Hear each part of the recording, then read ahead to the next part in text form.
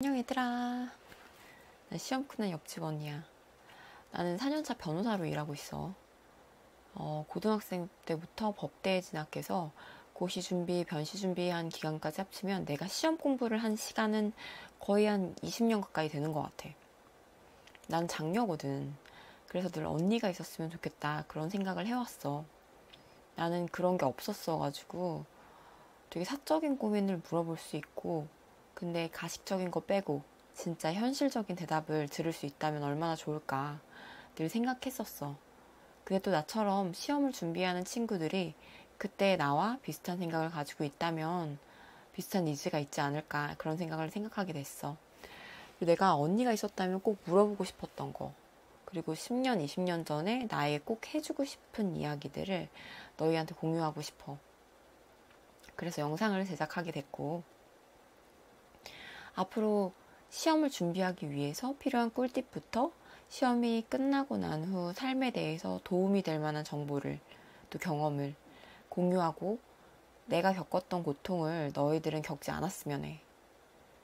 필요한 조언을 선배들한테 듣고 요령껏 고생을 피해 나가는 방법이 있으니까, 오늘은 첫 영상이니만큼 내가 지금까지 나를 동기부여시켜준 가장 중요한 수단인 시각화에 대해서 이야기해 볼까 해. 내가 처음 했던 시각화는 19살 때 고등학생 때였어. 막연히 특정 대학교를 가겠다 뭐 이렇게 생각하고 했던 시각화였는데, 그 이후에 대학에 입학했으니 시각화에 대해서 잊고 살다가 막연히 수업이 끝났으니까 법대생으로서 사실을 준비를 했다가 또 떨어지고 로스쿨이 생겨나던 대학교 2학년 때 시각화를 다시 시작하게 됐어. 어릴 때는 막연히 가고 싶은 대학교의 노트나 사진을 보면서 나를 상상해보는 정도였다고 하면, 구체적으로 시각화를 이해하면서부터는 명료하게 다시 시작하게 된 계기가 있었는데, 김수영 작가님의 멈추지마 다시 꿈부터 써봐, 그 책을 읽기 시작한 때부터였어. 관련 영상은 아래에 첨부할 테니 한번 봐봐. 시각화에서 제일 중요한 건 두 가지라고 생각해. 명확한 데드라인 설정과 내가 이미 이뤘다고 생각하고 갖는 충만하고 평안한 마음. 그 책을 읽고 꿈을 쓰고 이루고자 하는 데드라인을 정했고, 또 중요도를 정한 엑셀 파일을 만들어서 다녔어. 그리고 또 비전 보드를 만들어서 원하는 꿈에 대한 사진을 모아서 영상을 만들었고, 그걸 계속 보고 다녔어. 뭐 불안할 때마다, 뭐 준비하면서 마음이 안 좋을 때마다 꺼내서 보는 용도로 시각화를 활용했던 거지. 그거보다 더 좋은 방법이 있다면 이미 가졌다고 생각하고 풍요로움을 느끼면서 영상을 보는 거겠지. 근데 시각화에 점차 익숙해지다 보면 그게 점점 편해질 거야. 내가 의지박약 법대생이라고 타이틀을 달아뒀듯이 나는 대학교에 들어간 후에 꽤 오랜 시간 방황했어. 뭐 원하는 대학교에 들어가긴 했는데 오랫동안 어른들이 하라는 수험 공부만 하면서 공부를 했고, 또 문과니까 법대를 가라고 해서 왔는데, 그러니까 뭐가 해결되겠어. 내 꿈도 아니고 남이 정해준 꿈을 시키는 대로 했으니까. 막연히 대학교만 들어가면 내 인생의 모든 시험이 끝날 거라고 생각했었지만, 지금 돌아보면 그게 겨우 첫 관문에 불과했던 거지. 수능은 끝났고 나는 막연히 법대니까 변호사가 되어야 한다, 혹은 사실을 봐야 한다, 뭐 이렇게 생각은 했었지만, 내가 어떻게 공부를 했는지 어떻게 꿈을 이뤘는지 기억조차 나지 않았어.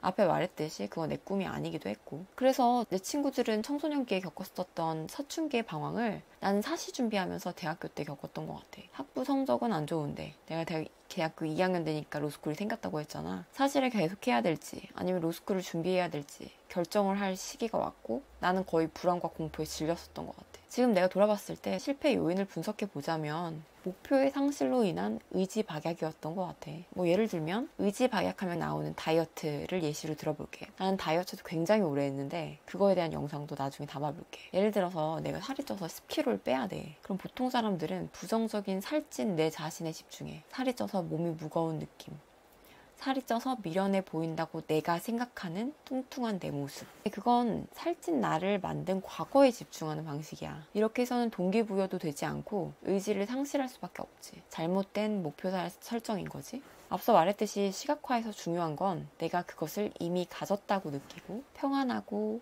행복한 감정을 느끼는 거야. 살이 빠져서 가벼운 내 몸의 느낌, 건강해진 신체, 그걸 가진 미래의 감정을 내가 느끼는 거지. 그러면 억지로 스스로를 동기부여하느라고 에너지 쓰는 것을 줄일 수가 있어.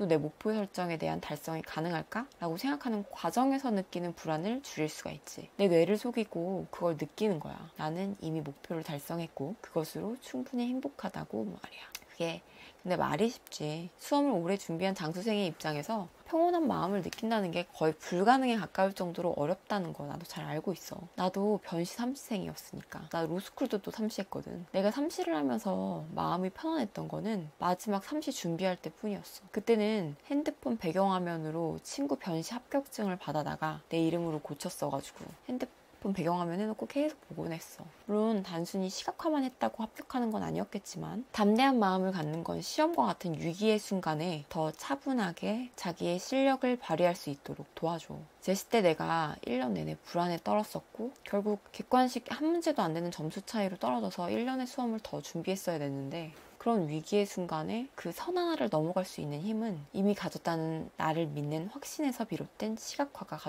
가져다 준다고 생각해. 평안한 마음으로 시험을 준비했다면 나는 아마 제시 때 합격했을 거야. 이렇게까지 이야기를 해도 또 사람들은 자꾸 목표 달성이 의지의 문제다, 정신력의 문제다 이렇게 말을 하곤 해. 근데 나는 의지는 고갈되는 자원이라고 생각해. 이를 뒷받침하는 흥미로운 실험을 하나 소개할까 해. 맛있는 쿠키를 마음껏 먹고 퍼즐 풀기를 하는 학생 집단이 있고 또 물을 먹게 하고 퍼즐 풀기를 한 두 번째 집단이 있어. 그 두 집단 간에 몇 번이나 퍼즐 풀기를 다시 시도했는지 또 얼마나 오래 퍼즐을 풀었는지 관찰을 했더니 성적에서 유의미한 차이를 가져다 주더래. 맛있는 쿠키를 먹고 공부를 한 집단이 훨씬 더 오랜 시간 시도하고 더 여러 번 도전을 한다는 거야. 먹고 싶은 쿠키를 먹지 않는데 자제력을 모두 써버린 물을 먹은 집단은 퍼즐을 풀기 위한 다른 도전을 할 의지가 남아있지 않아 버린 거지. 특히 적응해야 하는 상황이 일상적인 상황과 다른 상황일수록 자제력은 빨리 소모된대. 시험과 같은 우리 상황이 그렇겠지. 그러면서 그 실험에서 그런 얘기를 하더라고. 인내심과 의지, 자제력은 한정된 재화다. 그래서 억지로 참고 견디면서 하는 공부나 도전들을 의지박약을 초래할 수밖에 없고 자연스럽게 동기부여가 더 어려워진다는 거야. 자, 오늘 한 얘기를 요약해 볼게. 첫 번째, 동기부여의 가장 좋은 수단은 시각화다. 두 번째, 시각화에서 중요한 건 데드라인 설정과 긍정적 기분을 느끼는 것이다. 세 번째, 의지박약은 목표의 상실에서 비롯된다. 네 번째, 마지막으로 따라서 억지로 견디는 것보다 나를 격려하는 방식으로 공부와 도전을 해야 한다는 거지. 그래서 앞으로 나는 너희들과 더 행복한 방식으로 시험을 준비하는 과정과 삶을 채워나가는 이야기를 콘텐츠로 만들어 볼까 해. 결과만 중요하다고 말하는 시험에서 과정이 얼마나 중요한지 말하고 싶어. 다음 영상도 기대해줘. 관련 추천 영상으로 내가 본 김수영 작가님 영상을 넣을게. 실험과 관련된 영상도 영상 12분쯤에서 찾아볼 수 있어. 이번 영상이 마음에 들었다면 구독과 좋아요, 알림 설정 꼭 부탁해. 오늘 하루도 고생했어. 잊지 마. 시험보다 너의 삶이 더 중요해.